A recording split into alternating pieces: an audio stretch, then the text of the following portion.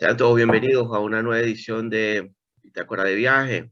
Y bueno, en esta ocasión tengo a un invitado que es continuo, porque es un placer tenerlo acá, que es Héctor Torres. Héctor Torres es un escritor venezolano muy talentoso, que ha estado incursionando en diversas partes, en prosa, en relatos cortos, en guiones de cine. Ha movido muchísimo y está haciendo un trabajo, pero de lo más interesante. Y antes de comenzar con esta entrevista con Héctor, hay una frase de Ralph Waldo Emerson que me recuerda mucho a Héctor y las personas como Héctor, y reza así: reír mucho y a menudo, ganarse el respeto de las personas inteligentes y el aprecio de los críticos honestos, dejar el mundo un poco mejor, bien sea a través de eh, un estatus social redimido, un hijo sano, o saber dejar pasar a un lado las traiciones de los falsos amigos y saber reír, reír mucho. Eso es haber triunfado. Y para mí eso define mucho a Héctor, su actitud eh, de vida y su viaje personal. Bienvenido, Héctor. Gracias por estar aquí. Muchísimas gracias, Félix. No, gracias por la invitación, de verdad. Es un gran placer conversar contigo. Ya lo he podido constatar en una conversación previa que tuvimos, que fue muy fructífera, muy sabrosa. Maravillosa. Héctor, ha pasado un año desde la última entrevista que tuvimos.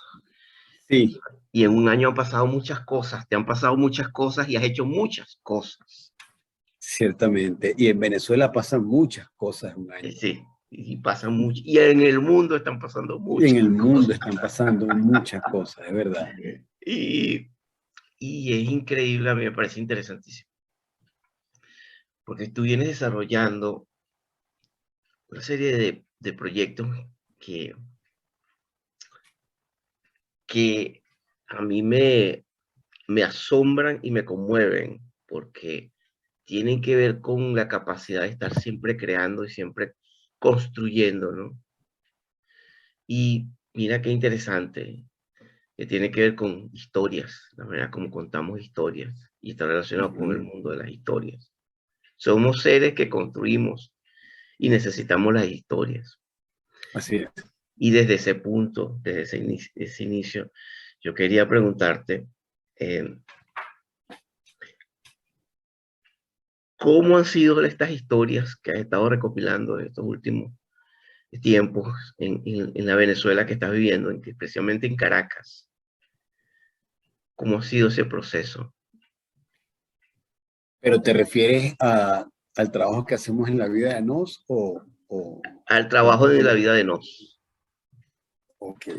Bueno, mira, ha sido un proceso bastante interesante porque nos ha enseñado mucho. A mí particularmente me ha enseñado mucho a, a entender el país, a poder leer a la Venezuela contemporánea a través precisamente de las historias de las personas comunes, cómo ven el país, la vida de nos. Bueno, empezamos Albo Rodríguez y yo hace 5 años y medio casi, y actualmente ya tenemos un equipo de 14 personas. Y bueno, estamos en torno a las 600 historias publicadas en todos los formatos, básicamente escritas, pero también tenemos historias en podcast, tenemos historias en infografías, en video. Hicimos un documental que se llama Una palabra complicada, que es sobre, bueno, las heridas indelebles que quedan en personas que han sufrido cualquier forma de represión, bueno, familiares de personas que han sido asesinadas o personas que recibieron tortura, cárcel, heridas irreversibles. Entonces, conversamos con esas personas un poco para indagar no solo conocer su historia, sino cómo se ven ellos, cómo ven ellos el proceso que les ha tocado vivir en la distancia. Varios de ellos están, de los 5 protagonistas, varios están fuera del país. ¿Cómo ven esos sucesos a la distancia y a la distancia temporal y geográfica? África, ¿no? Y además, qué proceso están llevando a cabo para tratar de sanar.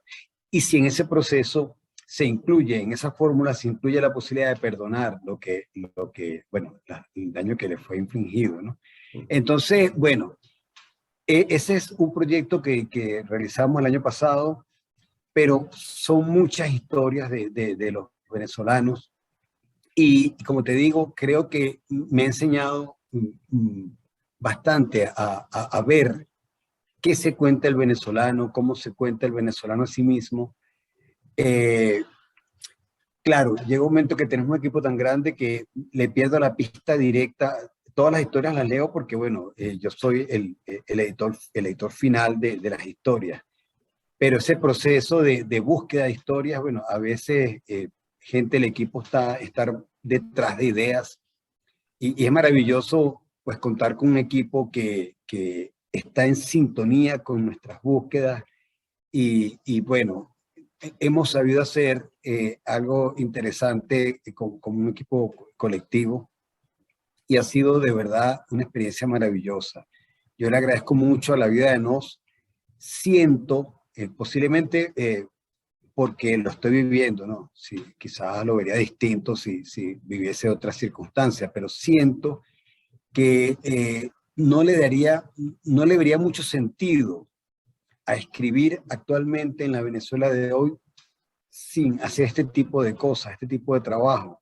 Eh, a saber apartar un poco o poner un poco de lado mi obra personal durante algún tiempo. De hecho, durante 4 años que la vida de Nos se estaba consolidando, no estuve trabajando en nada personal, pero me parece importante eso de dejar ese registro, de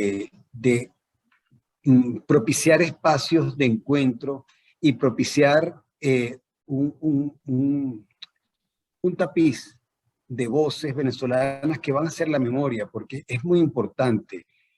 La gente por comodidad, digo la gente, digo todo, parte es un poco la condición humana, quiere olvidar lo malo, pero eso es un terrible error porque, bueno, del dolor, de la tragedia, de los momentos duros, es que salen los aprendizajes.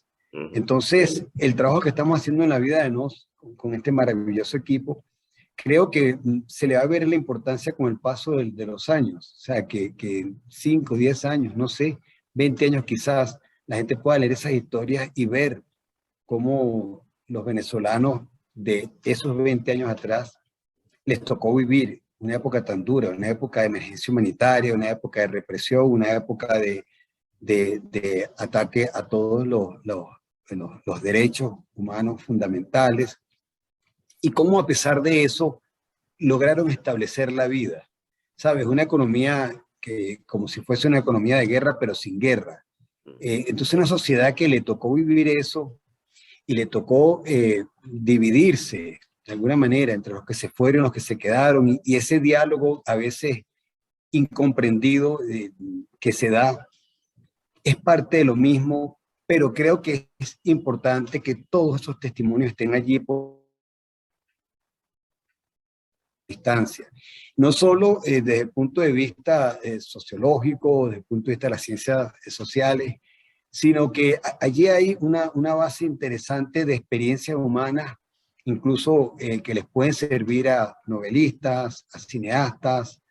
Es decir, la condición humana ahí puesta en manifiesto en todo su esplendor, en toda su magnitud, con todos los sentimientos posibles que se pueden vivir, son una fuente maravillosa de comprensión de la vida y creo que eso se va a poder leer allí con el tiempo. Interesante. Cuando, fíjate que hay una cosa que a mí me parece fundamental en este trabajo porque la vida de Nos también es una fundación. También crean una fundación y está la página web, todo lo que se está refiriendo, Héctor, hay una maravillosa página web, voy a dejar los links, pueden acceder a las historias, son interesantísimas, son historias que de verdad nos tocan, porque reflejan un momento histórico el cual hemos estado viviendo. Fíjate que hay una reflexión que me permito hacer en voz alta contigo, Héctor. cuando hablamos de venezolanos que han salido que han más de, mira, dicen la cifra 6 millones, pero realmente no son 6 millones. Eso son las cifras oficiales. Sobre las cifras oficiales siempre hay 2 o 3, 4 millones más. Aproximadamente el cálculo que se hace es aproximadamente han salido 9 millones de venezolanos. Por ahí debe ser la cifra real, no 6 millones. Y eso hay que verle la cara. Eso representa un porcentaje altísimo de la población. Ahora bien, Sí. eh, se cree que esta es la primera vez que eso ocurre en Venezuela. Eso es falso. Ujú, ujú, De hecho, de hecho, los registros hablan, esta es la segunda vez que eso ocurre en Venezuela. Y eso es bueno, interesante cuando hablamos de historia y dónde estamos ubicados. Ocurrió en los años de 1830, la guerra civil de independencia. ujú, Una guerra que fue una guerra impopular, eso hay que decirlo. La gente no fue a la guerra, fue obligada, porque el que se negaba a ir a la guerra era fusilado. Esa es la real historia, más allá de posiciones y no verlo con ujú, pasiones tristemente nacionalistas que no nos llegaban a nada. Yo creo que la comprensión, el digerir más nuestra historia de una manera más humilde y serena, ¿no? Y reflexionar acerca de okay, las cosas que ocurrieron, que fueron y las cosas que ocurrieron, que nos han traído a estos lugares. Pero es que Venezuela, ese proyecto que tenían eh, los que iniciaron toda esta épica, quedó destruida. Ya para 1830 los niveles de desnutrición de Venezuela, de los niños, había huido más del 25% de la población. El país estaba completamente destrozado, hipotecado en la tierra completamente. Fue la nación que más se hipotecó. Eh, y hago esta breve referencia de historia, porque desde 1830 a 70 años en adelante ocurrieron no sé cuántas revoluciones, la revolución azul, amarilla, la revolución del terciopelo, qué sé yo, y donde quienes florecieron en esos 70 años de horror que vivió el proyecto llamado Venezuela, fueron los caudillos, quienes, quien tenía más machetes podía arriar más gente y iban destruyendo a su paso los pueblitos, violando ancianas, niñas, no había diferenciación y asesinando gente. Esa es parte de nuestra historia. ujú, Esa parte de nuestra historia yo creo que hay que asumirla con más reflexión, con más serenidad, y con más estoicismo, no esa historia que nos han inventado de seres alados y seres incolubres, no, no. Yo creo que eso es parte de nuestro proceso de madurez como nación. Yo apuesto más en esas visiones más centradas. Pero dicho esto, ujú. hay que dar un insigne, por ejemplo, gente criminal como Zamora o Maizanta, y muchos historiadores pegarán el grito aquí conmigo y bla, bla, bla, pero realmente no estamos aquí para mentirnos. Pero más allá de eso, hubo algo que a mí siempre me ha parecido extraordinario, Ujú, Héctor, y te lo comenté en la entrevista anterior, que frente a esa barbarie, Gallegos lo planteaba bien, ya hablaremos sobre el trabajo que hiciste de Gallego, en Doña Bárbara, en todo canta claro, siempre hay esa pugna entre la barbarie, que sería el macho de la manada, el macho que se mueve por sus instintos, ujú, frente al padre, es decir, frente al ciudadano, el héroe civil y héroe porque se queda a construir en medio de la barbarie.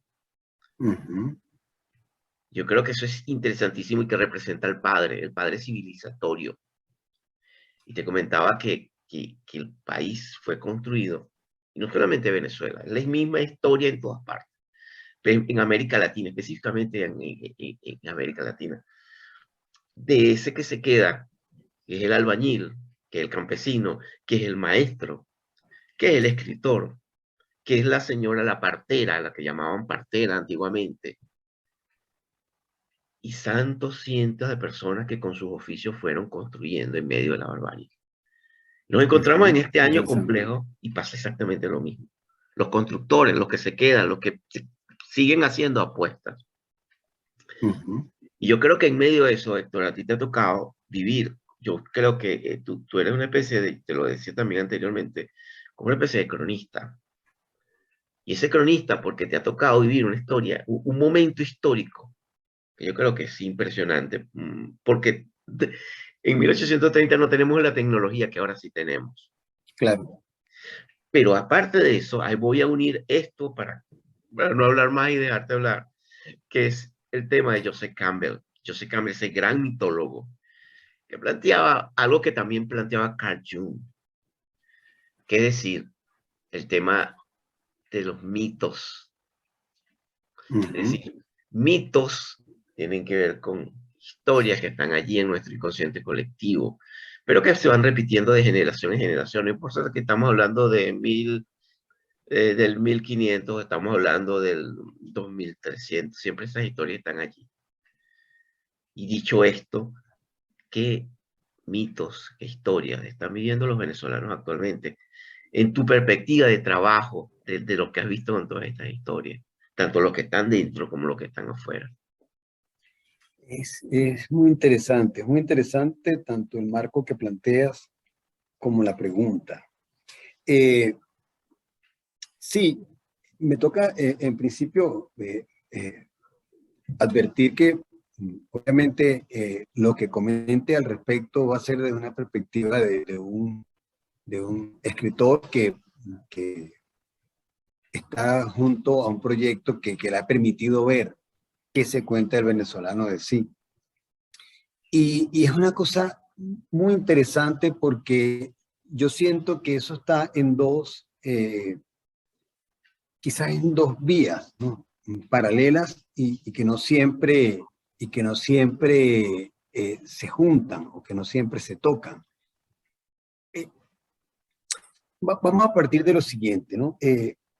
Yo sí siento que eh, la insurgencia del grupo que llegó al poder en Venezuela en el año 98 en adelante, de alguna manera se aseguraron tanto de tener el control del país, el poder del país y romper con todo lo que existía, o sea, con el país organizado a través de, bueno, de la sociedad organizada, eh, sindicatos, federaciones, colegios profesionales, etcétera, grupos artísticos. Ellos se montaron en el poder y de alguna manera estuvieron al margen de un país, ¿no? Fue un caso curioso porque a pesar de tener el poder, no eran el centro social del país, el centro siempre estuvo curiosamente, estuvo al margen. Y bueno, tú lo veías en el hecho artístico, por ejemplo. La gran mayoría de cineastas, escritores, músicos, artistas plásticos, siguieron haciendo una vida al margen del centro, al margen de ese poder que por más que instrumentaba sus espacios, no abarcaba y no lograba ser un centro que irradie ideas. De hecho, cosas tan interesantes que se hicieron durante algunos años en Venezuela, como el Festival de Lectura, Venezuela en Caracas específicamente, el Festival de Lectura que se hacía en Chacao, en la Plaza Altamira, que tuvo varios años, eran eventos muy nutridos, y tú lo comparabas con entonces la Feria del Libro Internacional del Libro de Caracas que hacía el gobierno y no había punto de comparación, o sea, la gente, las editoriales independientes, todo el movimiento, el mercado editorial en sí, el público, estaba al encuentro de sus autores donde los encontraba. Entonces era interesante cómo, a pesar de tener todos los mecanismos, tener los recursos, de un país que siempre fue estatista, de un país que siempre las industrias culturales estuvieron fomentadas por el Estado y con dinero del Estado. Entonces, durante unos años, esa necesidad de preservar las voces hizo que surgieran iniciativas privadas muy interesantes, eh, como nunca en los últimos 30, 40 años. La industria editorial, por ejemplo, privada fue bastante sólida. Teníamos presencia de editoriales internacionales en Venezuela, publicaban autores que eran leídos, editoriales independientes venezolanas como nunca produjeron material y vendieron libros. Entonces había un encuentro del público con su industria y con sus autores que podía estar al margen del poder. Pero eso de alguna manera también produjo algo muy interesante, y es a donde yo quiero ir, y es que en cierta forma allí hubo dos élites, ¿no? Que obviamente estaban encontradas y bueno, no había espacio de comunicación, pero eso también produjo una polarización que, visto en perspectiva, devino en algo que a mí me parece que no le hace bien a la sociedad venezolana, y es de alguna manera pretender establecer dos polos históricos y culturales que no se tocan y que se cuidan sin filtro, ¿no? Sin, digamos, de manera automática. Entonces, en oposición al chavismo y a lo que pretendió instaurar, ciertas voces, de alguna manera, pretendían ver en el pasado, antes del chavismo, un oasis de país. Bueno, que si hubiese sido un oasis de país, no hubiésemos llegado al chavismo. Entonces, ¿sabes? Entonces defender, en contraposición al chavismo que atacaba el pasado, defender ese pasado a toda costa, sin una actitud crítica que nos permitiera decir, ya va, entre el pasado antes del chavismo y ese pasado que es el chavismo, vamos a ir hacia adelante, vamos a construir una idea de país hacia adelante. Entonces, digamos, si el chavismo históricamente era una enfermedad que iba a pasar y a aplanar para que un país empezara a verse hacia el futuro, bueno, se encontró que estaba tan anquilosado, se anquilosó con lo que estaba anquilosado y se quedó allí en una amalgama extraña. Así lo veo a veces y puedo verlo por lo siguiente. Sigo viendo unos grupos que defienden el país antes del chavismo como un oasis de belleza y de perfección, que siguen teniendo un discurso al margen de una población que no puede sentir eso, que puede dar fe de que no era tan así el asunto, y que pues más bien quiere ver hacia adelante, o solamente le queda ver hacia adelante, y no encuentra de alguna manera espacios referenciales. Hay una cosa que yo siempre he visto, que para poder escribir un mito, o digamos el relato que un país se haga de sí mismo, necesita dos puntos. Toda historia necesita un punto de llegada y un punto de salida. Por eso la literatura es un arte temporal, se mueve en el tiempo, como la vida. Los países que no tienen, que no se obsesionan con el futuro, se obsesionan con el pasado. Porque entonces es desde acá hacia el pasado donde está la historia que nos contamos. Y entonces está ese mito de bolivariano feliz y ¿sabes? Mágico, épico, o ese mito del pasado, de la democracia también feliz, mágico, maravilloso. Y en eso de vivir obsesionados con el pasado, somos incapaces de ver, como sociedad toda, un país común hacia el futuro. Somos incapaces de creer en un país hacia el futuro. Y no porque no veamos en lo inmediato una posibilidad de esperanza.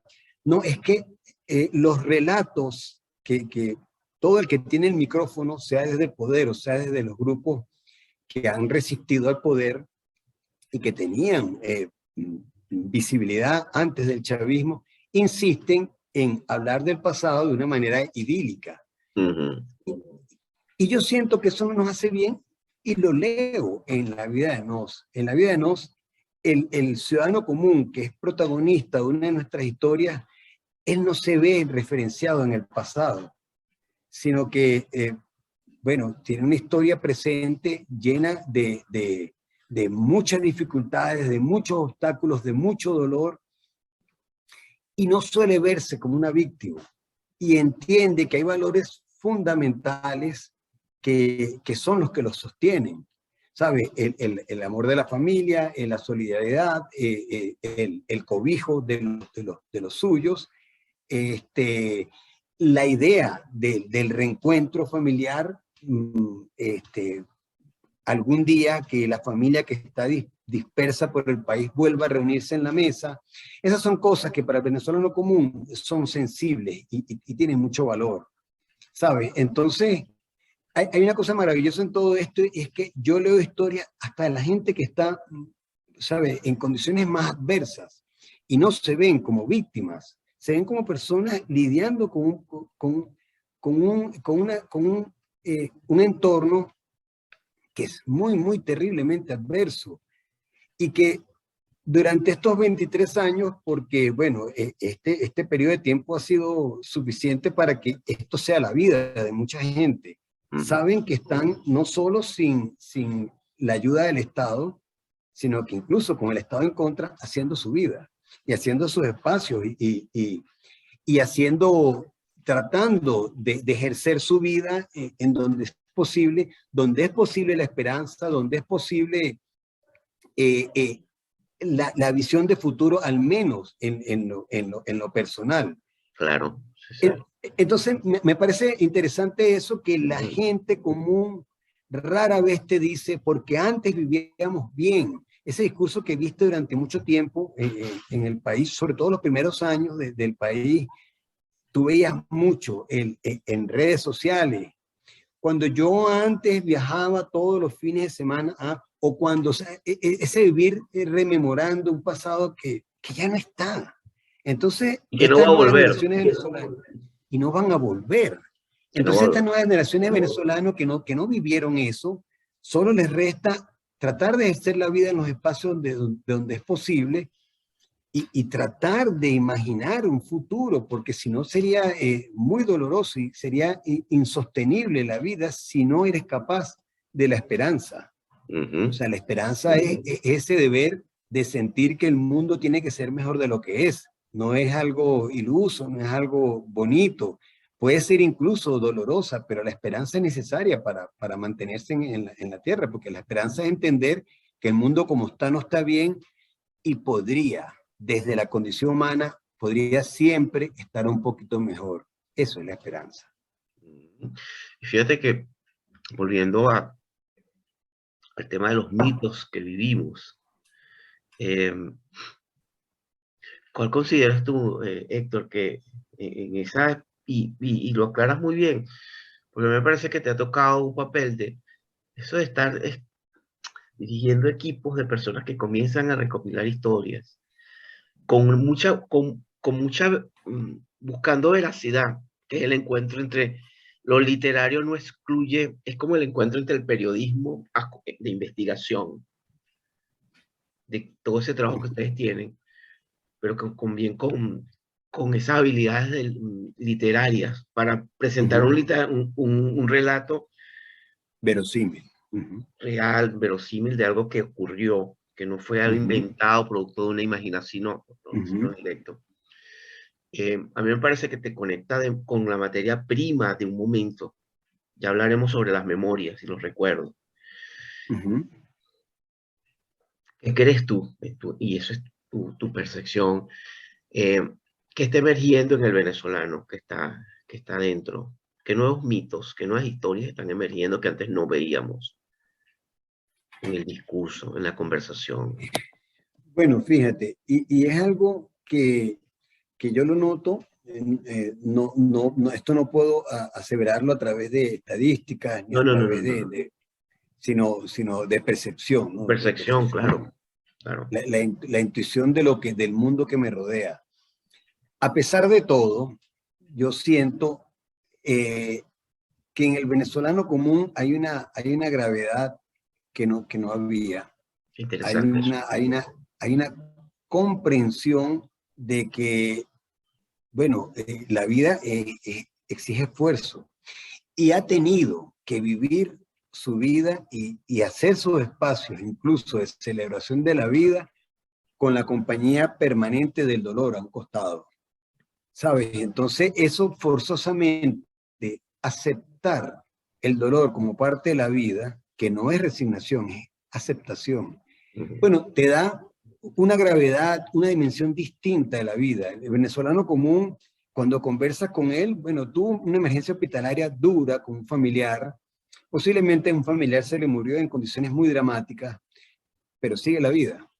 Y tiene una lucha diaria permanente para unas condiciones mínimas de vida, de servicios públicos, de abusos policiales, etcétera, que serían o sea, incomprensibles para otros ciudadanos de otras latitudes, pero esto es lo que le tocó vivir y simplemente ejerce su vida en conocimiento de eso. Y aquí hay algo interesante que se está dando en la Venezuela de hoy, y a veces no es bien leído o no es bien testeado, vamos a decirlo así, por figuras de analistas y comentaristas de la realidad. Y hay una discusión que me parece estéril, que si el venezolano se resignó, que el venezolano, Mm, ¿sabe? A partir de falacias como que Venezuela se arregló, que es un eslogan malintencionado para provocar estas discusiones absolutamente. estériles. Pero entonces tú dices, bueno, yo estoy convencido que el venezolano no está resignado. El venezolano aceptó la derrota, hizo todo lo que iba a hacer. Y por eso es que el venezolano, cuando le vienen con discursos inmediatos, ¿sabes? Yo estoy ocupado, yo me estoy dando el pan, yo estoy atendiendo a los míos, porque esto es duro, ¿sabes? Yo no tengo tiempo de utopías ni de promesas de redención inmediatas porque le perdí la fe a eso. O renuncié a eso porque entendí la derrota. Y entender la derrota yo no creo que sea necesariamente malo. Por Yo Dios, creo no. que, No, no, no. que es sano. Todo lo Es contrario. decir, se hizo todo lo que se iba a hacer, el venezolano votó, marchó, protestó, se organizó, el venezolano conformó redes de asistencia al prójimo, todo lo que iba a hacer lo hizo. El venezolano ve a alguien con un crowdfunding en Twitter y por defecto retuitea para que se amplíe más y si puede ayuda y si puede se suma a la campaña. Entonces, digamos, esta es gente bueno, líderes políticos marcaron agendas donde se decían, nos daban fechas y nos hacían promesas y bueno, la gente apostó a eso, la gente creyó, la gente puso de su parte, luchó y estamos en un punto en que no es resignación, sino redefinición. Fíjate Venezuela no está que atendiendo lo suyo, yo creo que está... ahí hay un elemento mm, esencial en todo este trabajo eh, que, que me hace reflexionar mucho porque por ahí yo escuché una vez a alguien decir, eh, una persona bien, bien inteligente, y decía que Venezuela estaba atravesando el camino de los países serios. qué bonito, Es qué decir, bonito. de los países serios, es decir, esa visión que teníamos tú sabes, de todo era una joda y todo era una manera de reírnos de todo y burlarnos de todo y todos estos humoristas, ay, a mí de verdad que tengo muy poco simpatía por los humoristas en general, porque en general lo que hicieron fue distraer a la gente con sus payasadas y sus estupideces y banalizar el mal, ¿no? Y banalizar el mal. Y cuando se banaliza el mal, hay consecuencias. Pero más allá de eso, me parece que eso que tú planteas, yo también lo he sentido. Lo he sentido, Ujú. lo he visto y lo he escuchado. No solamente bueno, mis afectos que están en Venezuela. Yo, bueno, yo soy venezolano y no hay un día, tengo 16 años fuera de Venezuela y no hay un día en el cual no haya pensado en mi país. Y no hay un Ujú. día en el cual yo no he estado pendiente de lo que está pasando. De hecho, estos podcast son productos precisamente de esa conexión, de decir, bueno, mira, pero es que eso que dicen del venezolano no es, pueden haber venezolanos que no están haciendo las cosas bien, pero es que hay una cantidad de millones de venezolanos honestos que se levantan todos los días, que tienen valor, que levantan a su familia, que son gente honesta, que son gente que no tiene nada que ver con toda una deformación que se ha planteado, que parte de muchos estereotipos. Y eso lo veo, es interesante lo que tú me estás planteando, porque es algo que yo lo veo así, Héctor, también. Yo lo miro Sí, así. fíjate, Félix, que tanto que yo lo veo así, y repito, en el entorno en el que yo puedo ver, hasta donde me alcanza la vista, los ámbitos sociales, en mis grupos donde yo tengo, donde puedo ver, hay algo interesante y es, por ejemplo, la comprensión del venezolano. O sea, fíjate, hay dos maneras de hacer las cosas, con dinero o bien, ¿no? Vamos a decirlo para simplificar una idea que no es necesariamente esto, pero digamos, cuando hay dinero, cuando hay recursos, tú te puedes dar el lujo con dinero, repones lo que no se está haciendo bien, ¿no? Sí, claro. ¿Verdad? Pero entonces ya la gente sabe que los recursos son limitadísimos y por lo tanto la única posibilidad que tiene de sobrevivir y de que los suyos sobrevivan es atendiéndolos. Atendiendo, pero, ¿sabes? A la familia. Y no voy a decir que el venezolano de antes no lo atendía. Obviamente, venimos de generaciones venezolanas que atendían a los suyos porque, bueno, hemos llegado acá, muchas personas podemos decir eso, otros no. Es eso, es la comprensión de que todo es tan difícil, todo está tan complicado, todo está en contra, que la gente está concentrada en su vida, ¿sabes? Bueno, atender a los hijos, las parejas jóvenes, yo lo veo mucho en las parejas jóvenes que entienden que la única manera de independizarse del hogar en la medida de lo posible es uniendo esfuerzos y trabajando duro entre dos para, bueno, para poder independizarse. Entonces, ¿sabes? Cuando una generación creció viendo represión, viendo cárcel de seres queridos, viendo la muerte, viendo la diáspora, oye, esa gente tiene un sentido de la seriedad le da a la vida un sentido tan grave que no lo tenían las generaciones previas. Mis Que no lo hijos, mira, tuvimos, que no lo tuvimos que nosotros no lo cuando, en tuvimos, los no lo tuvimos 80. nosotros. No. Mis hijos, en el año 2017, que fue un año tan duro, o sea, ellos hablaban del país, de la realidad, con un conocimiento de la realidad y con una opinión que uno le importaba, uno no le interesaba a los 17 años hablar de política. Entonces, pero estos muchachos de ahora sí, o sea, estos muchachos de ahora, yo recuerdo en el 2017 indagar a mis hijos, ¿qué se sienten ustedes? Porque es que yo siempre les hablo lo que está pasando, pero nunca los escucho, los quiero escuchar. Y ellos decirme, no, bueno, yo a veces me siento triste y me voy a mi cuarto y lloro porque no quiero preocupar a los demás, porque bueno, sí descargo un poco, pero esto me tiene muy triste. Entonces, ¿sabes? Que esté bueno, que esté malo, es irrelevante, es la realidad y es la realidad que ellos tuvieron y tienen una gravedad y entienden que las oportunidades no sobran. Entonces el venezolano común, al margen de los enchufados y al margen de... El venezolano común entiende la vida grave, en que se lucha con mucha dificultad propio, donde tú puedas sentirte donde tú puedas sentirte en tu propia vida, es algo arduo que tienes que... Eso, bueno, eso ha hecho una diferencia notable. Esta generación ha vivido lo que no tuvimos ocasiones de vivir nosotros ni las generaciones inmediatas previas y tiene una espesura, una densidad que yo sí creo que marca una diferencia. ¿Sabes que eso me habla entonces de, nosotros vivíamos mucho en el mito del Dorado, que, ¿te acuerdas? El mito del Dorado, que éramos ricos y que todo se daba y que todo era fácil, por eso eso permitió incluso un tipo de literatura de autoayuda, no sé si se recuerdas, de la prosperidad, y que la prosperidad está en tu mente, que todo, todo se genera fácil porque el universo conspira y toda una cantidad de estafas, de estafadores que florecieron acerca de eso.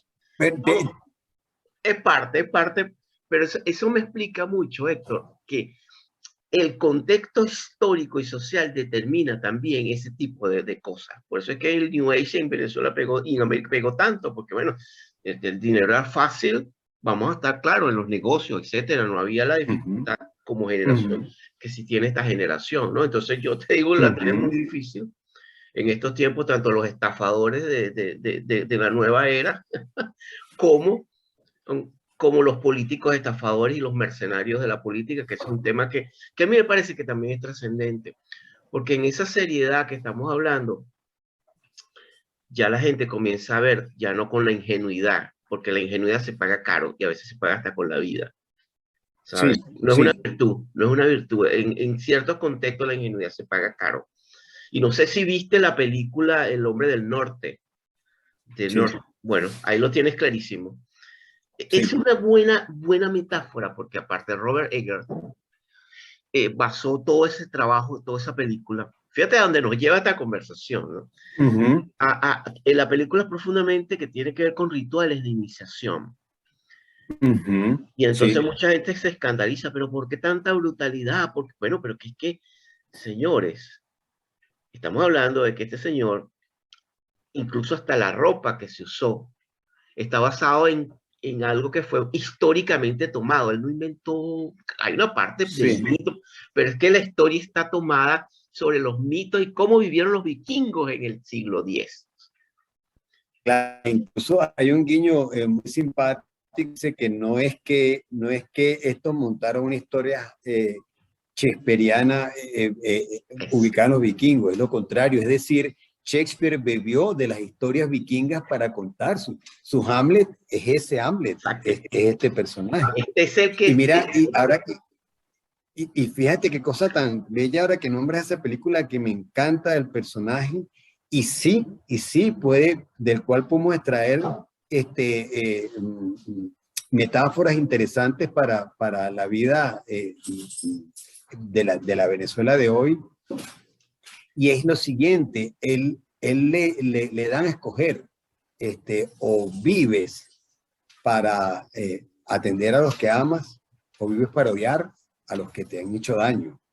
Fíjate que, y es un punto en el que podemos encontrarnos los venezolanos ahorita. Tú puedes quedarte en Twitter todo el día, ¿sabes? Quejándote de los mismos malandros, de los mismos. Puedes hacer eso, o puedes prestarle atención bueno, a los tuyos, porque sabes que allí está el asunto. En el personaje, porque como es una tragedia, el personaje opta hermosamente por las dos cosas.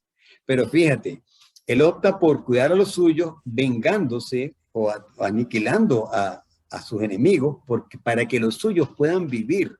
Pues fíjate qué cosa tan linda. Él sabe que la vida de él continúa en esos hijos que están en el vientre de Olga. Pero él sabe que, bueno, él tiene que sacrificarse para que ellos vivan, él tiene que sacrificarse. Entonces, él escoge ambas cosas, él escoge el amor de los suyos, pero también escoge, mira, yo quiero para ustedes la tranquilidad de que no los van a buscar en un día. fíjate Y que me parece que es muy hermoso. es muy hermoso, fíjate que hay una cosa, y no nos hemos desviado de la conversación ni del tema, sino que creo que me No, parece que la película del Hombre del Norte, de Northman, tiene tanto que decirnos con lo que está sí. ocurriendo, por lo menos como lo hemos vivido, lo que lo hemos vivido, Ujú, ujú, de diferentes perspectivas, pero hay una cosa que a mí me llama la atención, Héctor, y esto es un insight que estamos haciendo en esta conversación mutuamente. Fíjate que la película comienza con un ritual de iniciación, cuando el padre lleva al hijo ujú, y lo saca del el castillo, usar un lugar donde está con la reina, etc., cuidado y mimado. ujú, Porque desde la acucidad del vikingo guerrero, hombre de mundo, se da cuenta, este niño está muy mimado. Y ahora tengo temor porque no, es demasiado cándido, en pocas palabras. ujú, Y lo lleva sí, a un ritual de iniciación. Un ritual de sí. iniciación donde le está mostrando la vida, esa parte donde él se mete. Claro, hay alucinógenos, hay toda una cantidad, pero es que así que eran. Ujú, Lo mismo ujú, estos guerreros iban, que eran los berserkers, que era un tipo de comando vikingo que usaban ujú, danzas y alucinógenos antes de ir a la guerra. sí, Eso es sí. histórico, eso no fue que el tipo se inventó una de bailando, no, no, así era, De hecho, yo tuve la posibilidad de ver una exposición de vikingos del siglo XII acá en donde estoy viviendo, con las réplicas exactas de las o sea, es algo que asombra. No eran los bárbaros que plantean gente sumamente organizada, con una estructura social organizada, donde incluso había divorcio. Estamos hablando del siglo XI, XII, divorcio. O sea, no es lo que están planteando. Y fíjate que hay un elemento que es que te muestra lo que es la vida, la belleza de la vida, pero también la brutalidad, la belleza y el espanto. Es un poema épico, todo, incluso en la brutalidad Hay belleza, hay una belleza muy poderosa. Yo creo que ese giro, que es lo que tú estás hablando y de lo que tú estás haciendo con esta recopilación de historia y todo el equipo, de alguna manera nos está diciendo, hey, mete la mano, nos está metiendo, mete en la herida y mira lo que es la vida.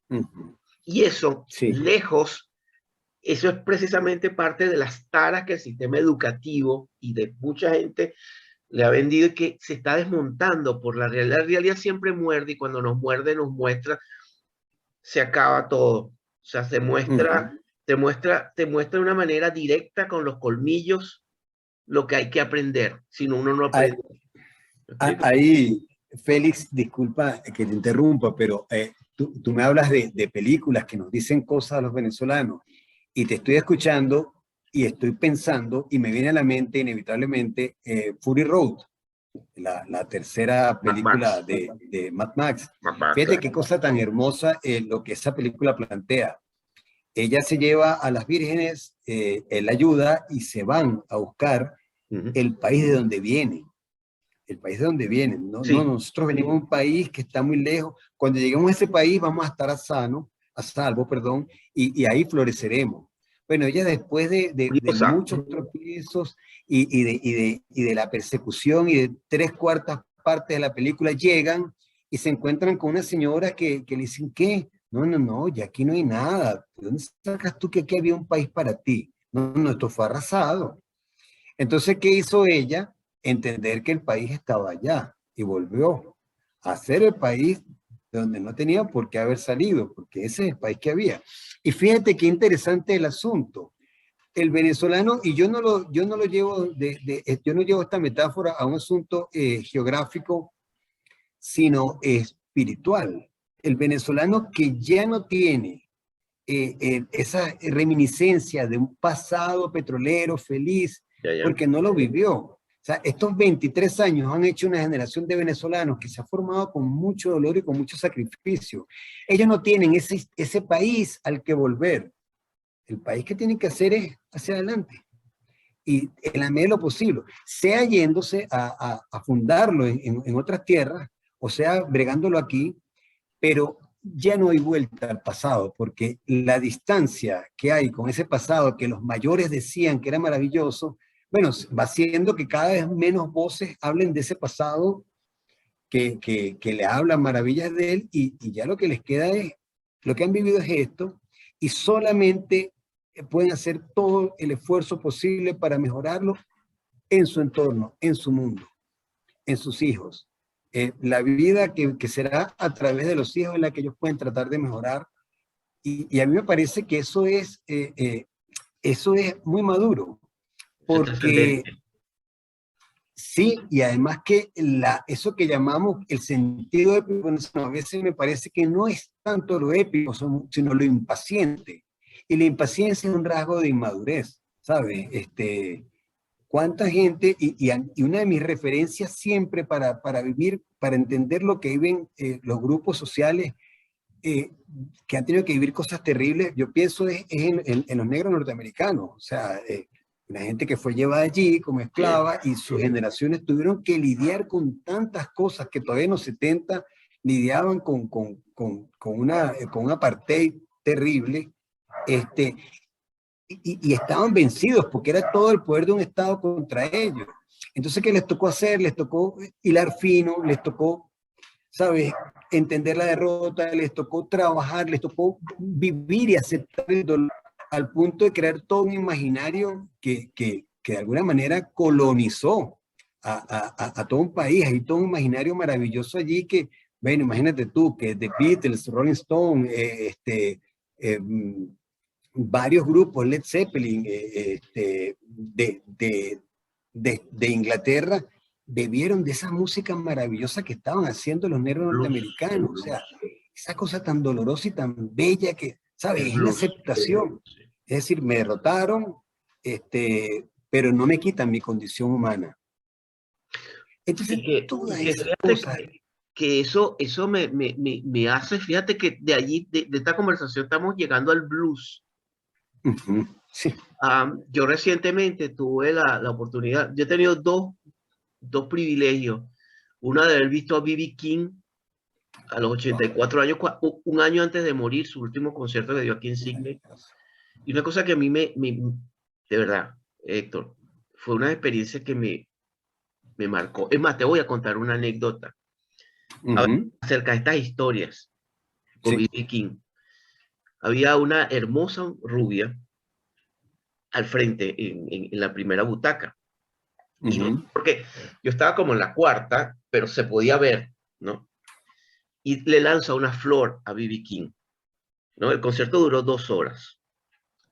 Y en 2 horas hubo una hora en que eran los músicos y claro, ya B.B. King lo traen ya a los 84 agarrados para que tocara con la guitarra una hora.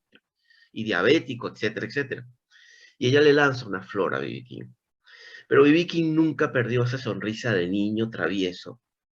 Sí, qué bello. Y fue algo maravilloso. Además que cuando él tocaba la guitarra, ese hombre tenía el don de llevarte desde la nostalgia a la alegría, a la serenidad, a la tristeza. Es una cosa absolutamente maravillosa. Y ella le lanza una flor. Y entonces él hace así, como buen jefe, y la banda se detiene. Habían como 500 personas en el teatro, ¿no? Y se hace ahí el rey, cuando el rey levanta la mano, se queda el mundo en silencio. Y de repente le dice, sorry, ok, le dice, disculpa, joven dama, ¿cuál es tu nombre, no? Entonces le pasan el micrófono y ella le dice, me llamo Rose, Rosa. Y dice, oh, ¿y qué edad tienes, Rose? Rosa le dice, y le dice, tengo 45. Oh, y entonces dice, bah, yo tenía que venir más a menudo, Sydney. Rosa, tú sabes. Y de repente baja la mirada y de la sonrisa se nota una cara muy triste. Y le dice, pero ¿sabes qué, Rosa? Yo ya me estoy yendo.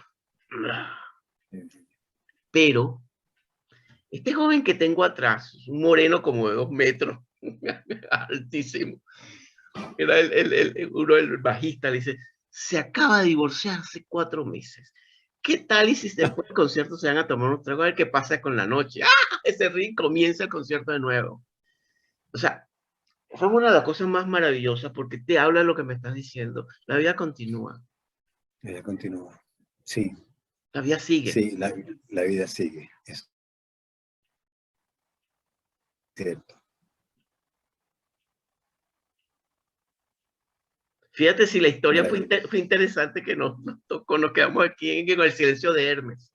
Sí, sí, y es verdad, sí, porque estoy tratando sí, de asimilar y efectivamente, eso es de las cosas, entenderlo, es aceptar la vida como viene ¿Cómo viene?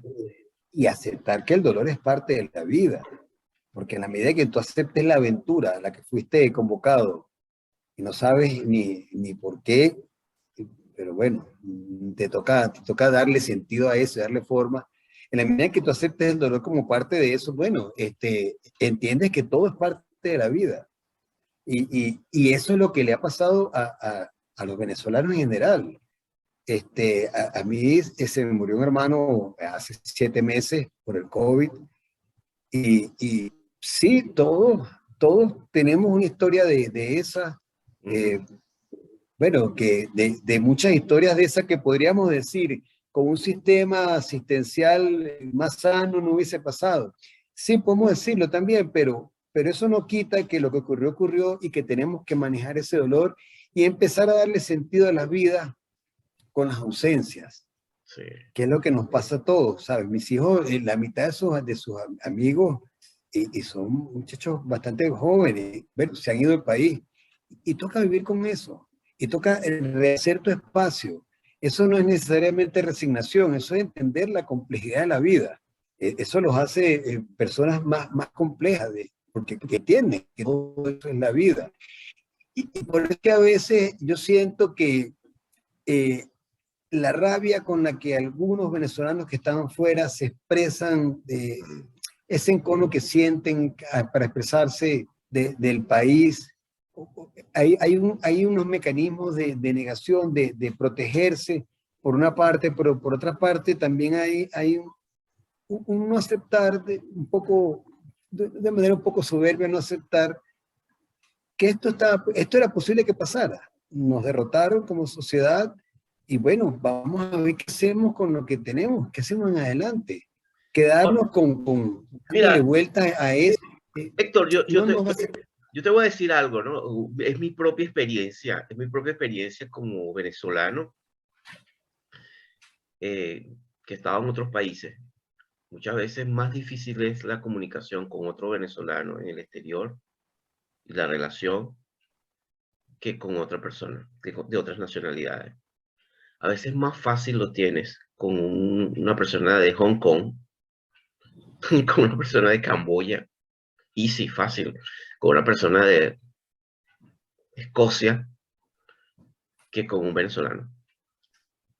¿Y por qué? Porque algo que pasa, y no voy a decir, no, yo no voy a generalizar, yo no voy a Claro. generalizar porque siempre hay, porque el tema es que cuando una persona emigra, muchos se siguen quedando el mismo, con el mismo discurso y la misma narrativa, me explico. Y yo creo que ha pasado algo, que hay mucho venezolano. Primero, el sentido de pertenencia. No todos los venezolanos desarrollaron un sentido de pertenencia con el país. Yo creo que eso es fundamental. Hay venezolanos que aman a Venezuela. Hay venezolanos que odian a Venezuela. Y eso es una realidad. Y eso es sin darle vueltas lo que yo encuentro. Gente que los enseñaron a odiar y odian. Y hay gente que ama. O sea, eso yo lo he encontrado. Y he encontrado mucho resentimiento también. Y eso tiene que ver con algo, es una percepción que yo tengo. Lo que una generación no resuelve, se lo pasa a otras, se lo pasa a los hijos, a los nietos. Es el caso del conflicto palestino con los israelíes, el conflicto ahorita de los que ya tiene tiene siglos, de los ucranianos con los rusos, y por ahí nos pudiéramos ir.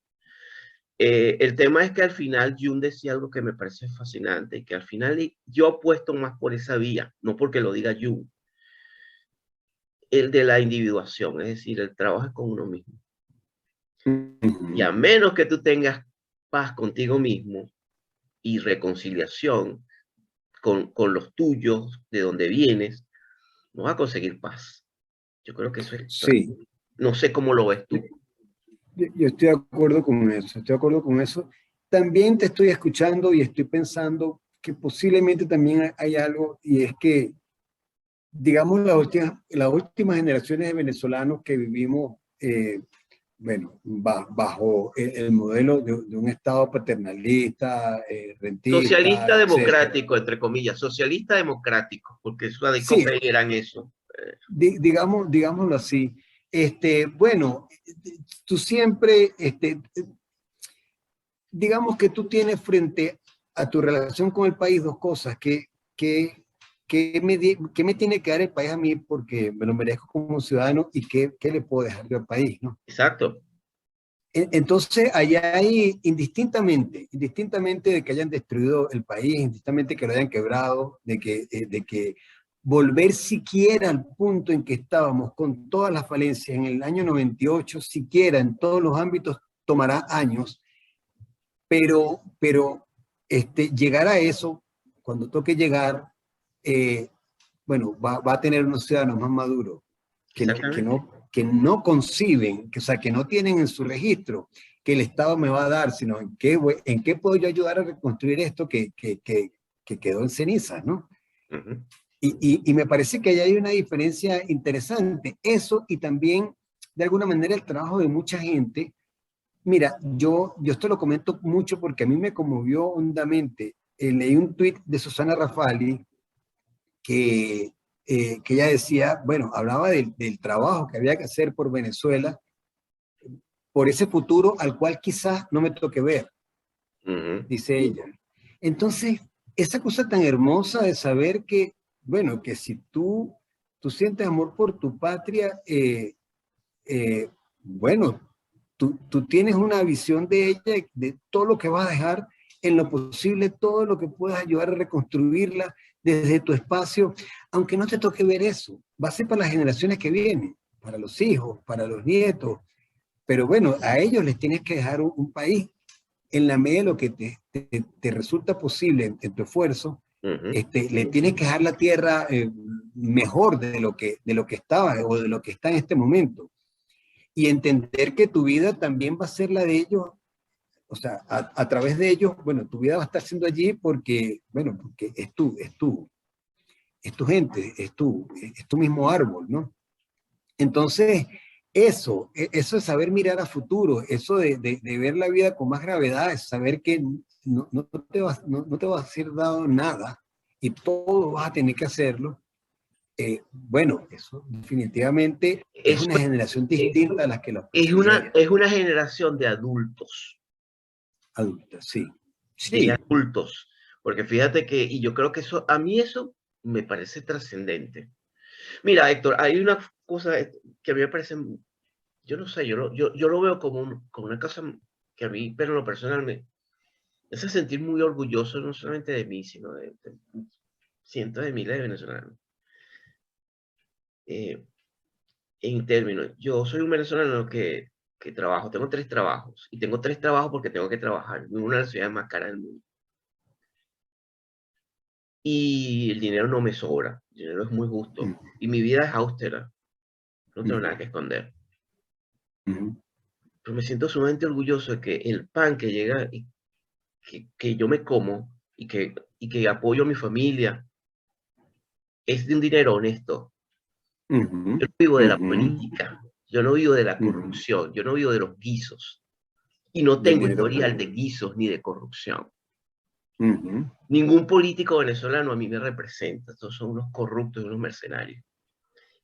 Te lo digo de frente, te lo directamente. Pero así mismo como yo lo siento, el hecho de que a esta generación que nos ha tocado vivir lo que nos ha vivido, a mí me parece que es extraordinario poder decir, no, yo no necesito que tú me estés dando una bolsa, yo no necesito que tú me estés prometiendo de un lado y del otro, son unos bandidos, es un ecosistema de corruptos, como dice Federico Bocanera. Pero eso no es lo trascendente, sabemos que de un lado y del otro. Yo creo que lo trascendente es cuando ese venezolano abre los ojos y comienza a descubrir, decir, hey, pero yo puedo, yo no dependo de esto, yo voy a hacer esto diferente. Yo me voy a ujú, movilizar desde mis recursos, desde mi autoestima, desde mi capacidad. Cuando eso ocurre, y no es el caso venezolano, es lo que tú ves en tantos milagros de naciones que renacieron de sus cenizas, sí, es cuando claro, grandes cosas comienzan a pasar. Y sin duda. grandes cosas, y ahí hablabas tú de un semillero de contadores de historias. Sí, sí, pero antes de llegar allá, esto que tú dices me resulta interesante y por eso que lo hablas de la individuación, sí, es cada persona, ese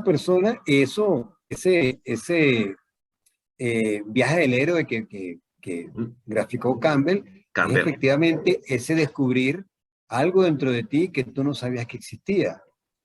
Y ese proceso permanente de crecer ante la adversidad y ubicarte, y es un poco lo que pasa cuando alguien vuelve a Venezuela luego de muchos años, o le dice a los amigos, mira, no, oye, estoy escuchando que la cosa como que está mejor, yo como que me devuelvo, y dice, bueno, mira, yo te decía honestamente, uno aquí ha ido, ¿sabes?, recalibrando permanentemente y sacando nuevas energías y modificándose permanentemente, que es Claro. muy distinto a resignarse.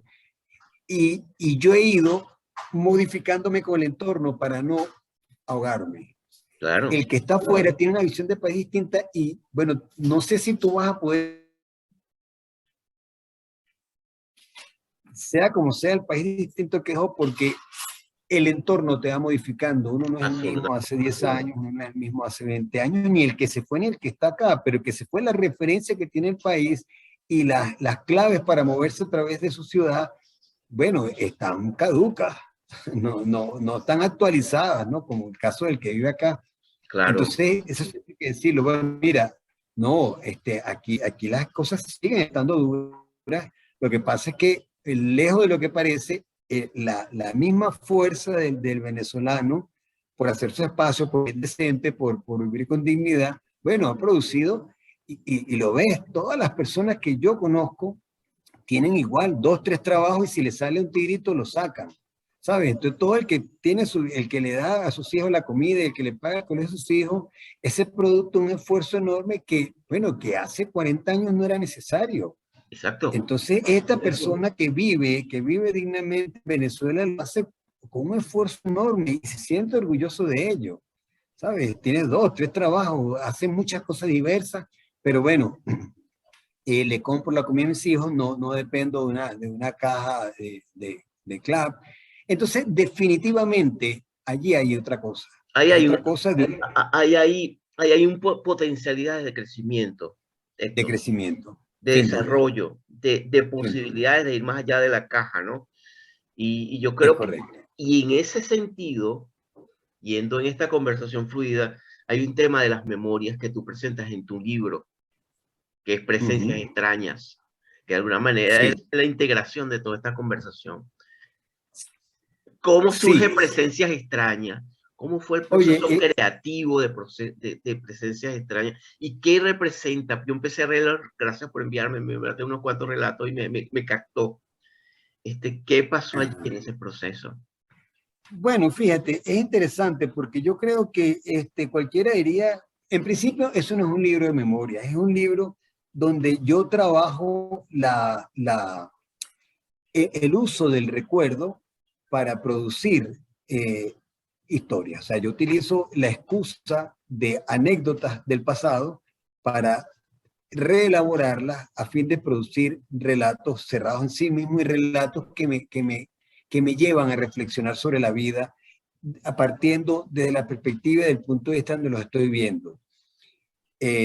Dice Oliver Sacks que cada vez que recordamos, alejamos el recuerdo de lo que realmente ocurrió, porque lo contaminamos con el relato que nos estamos echando, ¿no?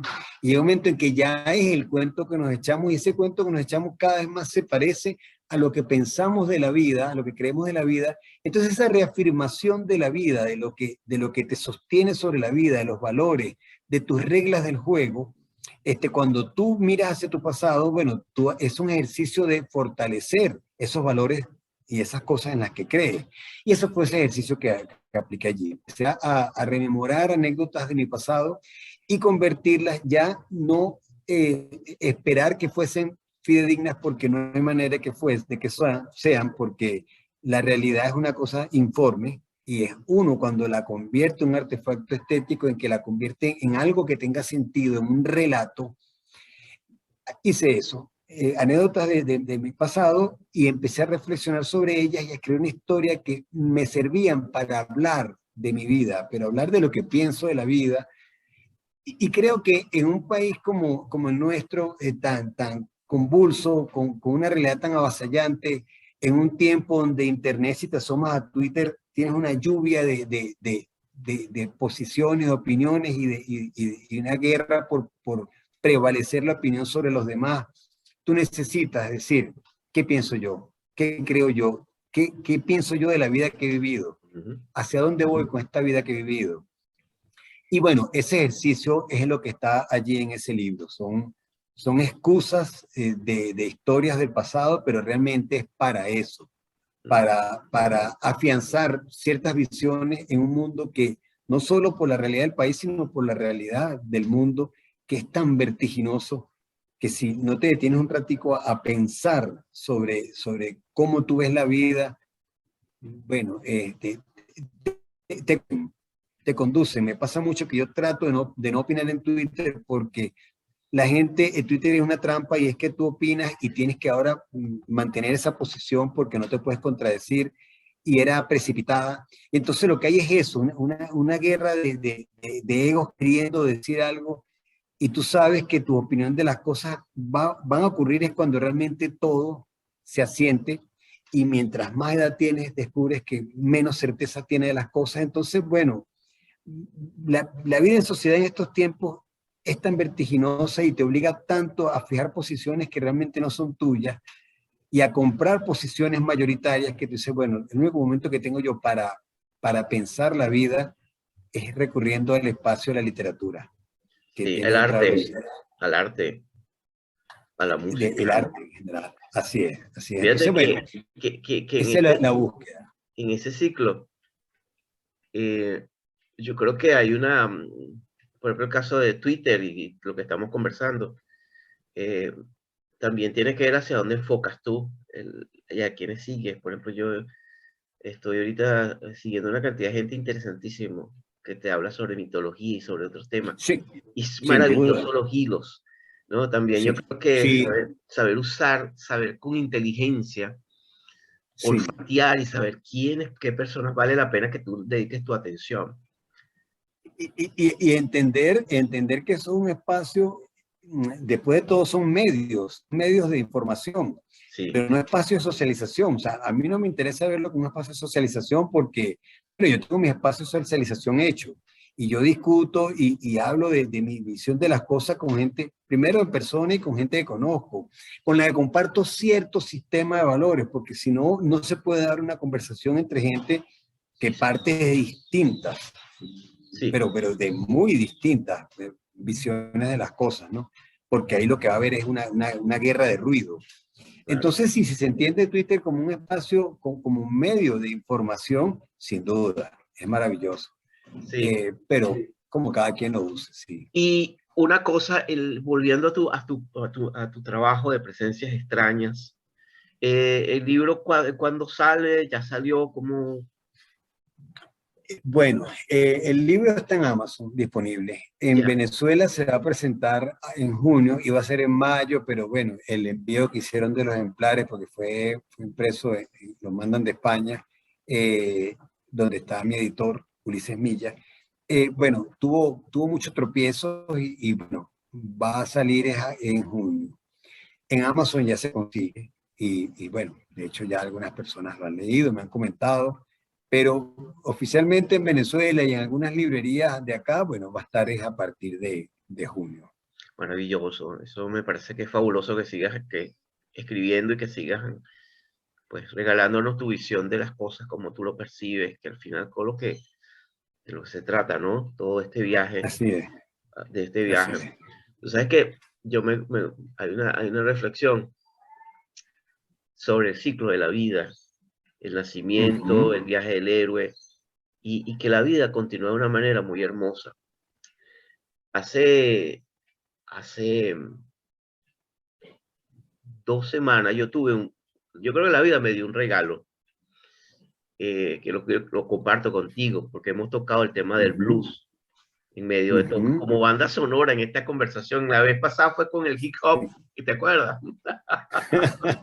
Sí, Hoy estamos en una más de blues. Tuve la posibilidad de ver a un cantante y guitarrista de blues muy joven, 23 años apenas, que es una especie de combinación entre Jimi Hendrix y B.B. King y más allá de él. ok, Ganó el Grammy, que es Kingfish. ok. Te voy a mandar el link y voy a colocar un video que tuve, que grabé del concierto, porque él tiene la particularidad como sello de marca, es que él baja al concierto a tocar con el público. Wow. Qué bueno. Y eso lo grabé porque estaba apenas 5 centímetros de mí. Pero lo interesante es que escuchar a Kingfish es conectarte, va más allá de B.B. King.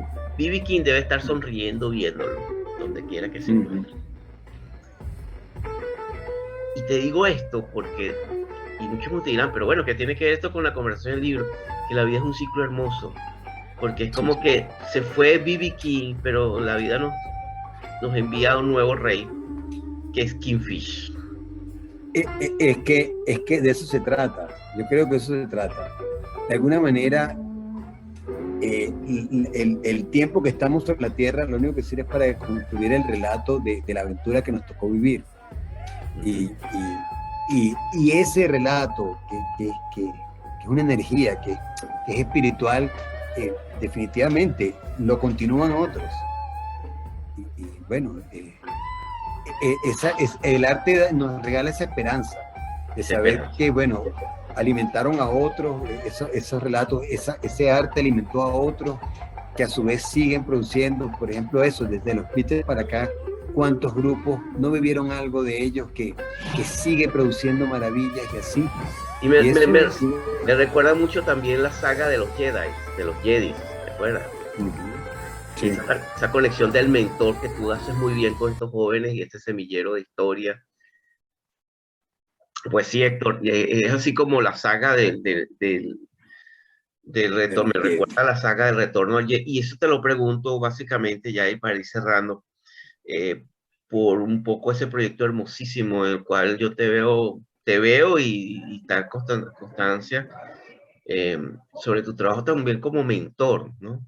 Yo lo veo así como un mentor con esta nueva generación de jóvenes inquietos que quiere contar historias, que está desarrollando Sí, historias. ¿Puedes hablarnos de eso?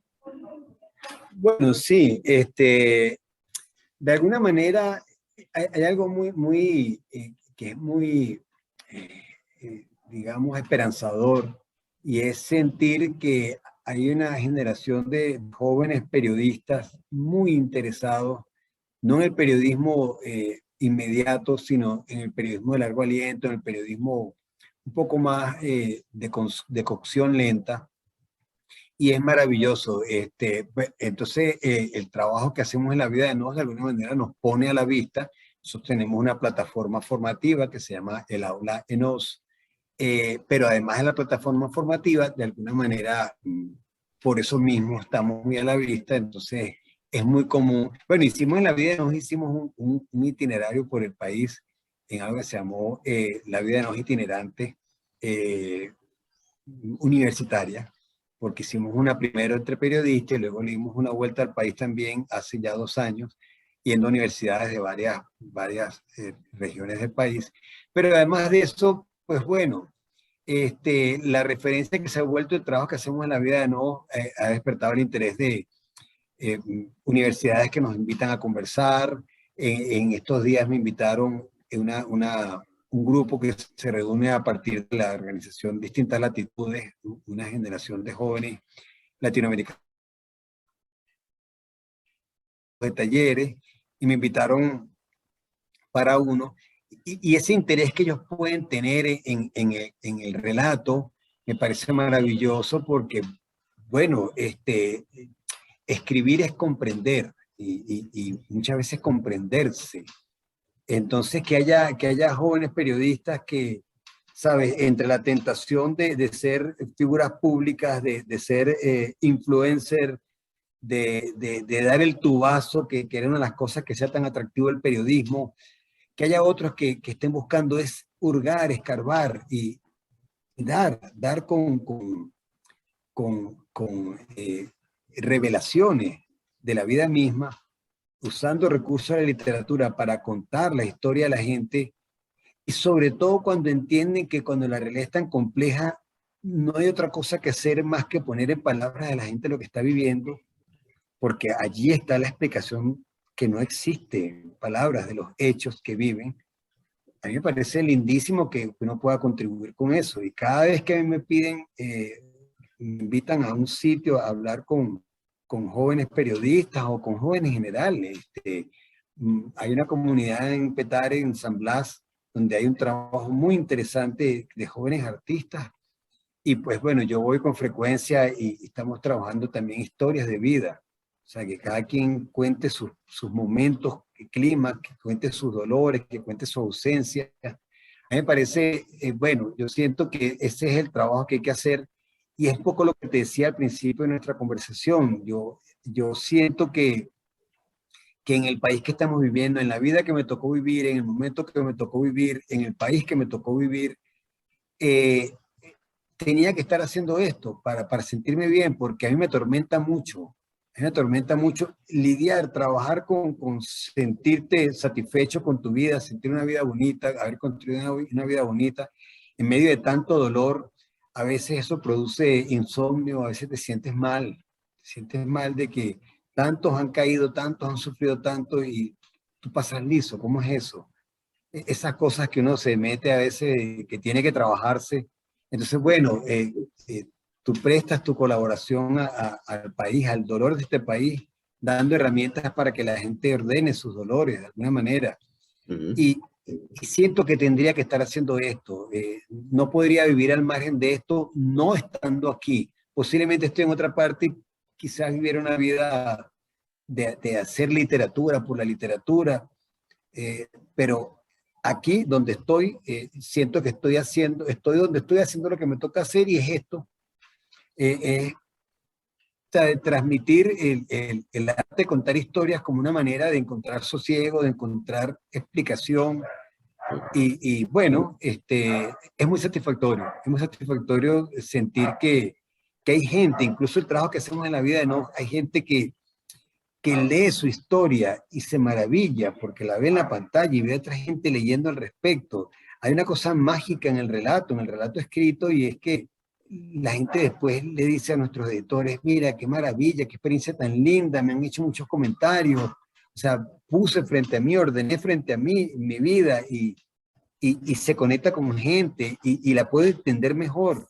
Ujú. Entonces, cuando la realidad es tan caótica, sin duda, es muy satisfactorio contribuir a esos espacios donde la gente, bueno, se comprende un poco a sí misma, ¿no? Maravilloso. Muchísimas gracias, Héctor. Muchísimas gracias por la No, entrevista. Félix, a ti por esta sabrosa conversación y bueno, vamos a ver cómo, espero que quede bien.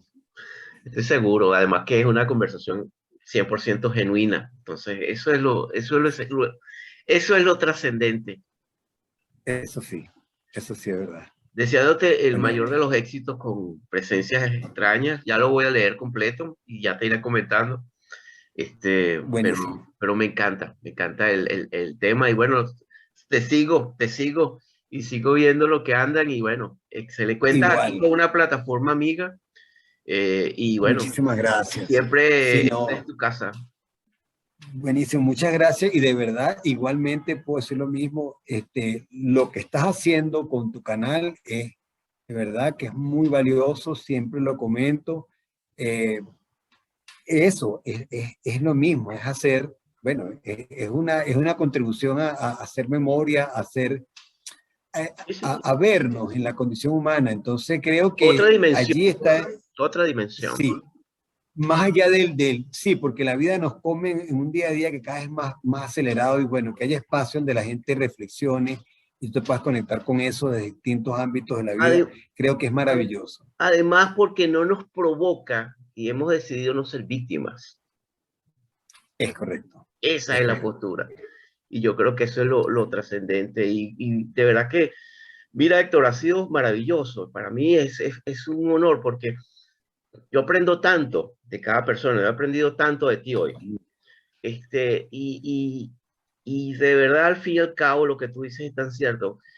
Cuando uno, el sentido, lo decía Víctor Frank, el sentido de la vida está también en cuando uno trasciende uno su pequeño ego y va al otro, y va al mundo, y se encuentra con el mundo y dice, ¿qué puedo Es ofrecer? En correcto, vez de decir, ¿qué tiene el mundo para mí? ¿Qué puedo yo ofrecerle al mundo, al lugar donde estoy, a mi es comunidad, correcto, a mi es correcto, familia, a con quienes esté? No tengo que hacer cosas épicas, no, tengo que es hacer lo que correcto. tengo que hacer. Con humildad porque bueno, porque uno sabe que es apenas un poco Sí. lo que uno puede dar para esta Pero que ese suma poco se ha hecho con honestidad, con congruencia, con es correcto. eso es lo que como parafraseaba cerrando la entrevista, el mucho y a menudo. Ganarse el respeto de las personas inteligentes y de los críticos sinceros. Saber dejar a un lado la traición de los falsos amigos. dejar este mundo un poco mejor, bien sea por un hijo sano, una condición social redimida o un jardín que ha sido reparado. Reír mucho y a menudo. Eso es haber triunfado. Muchísimas gracias, Héctor, Qué bonito. por la entrevista. Un abrazo, Félix. Igual. Cuídate mucho. Chao, que estés bien. Chao.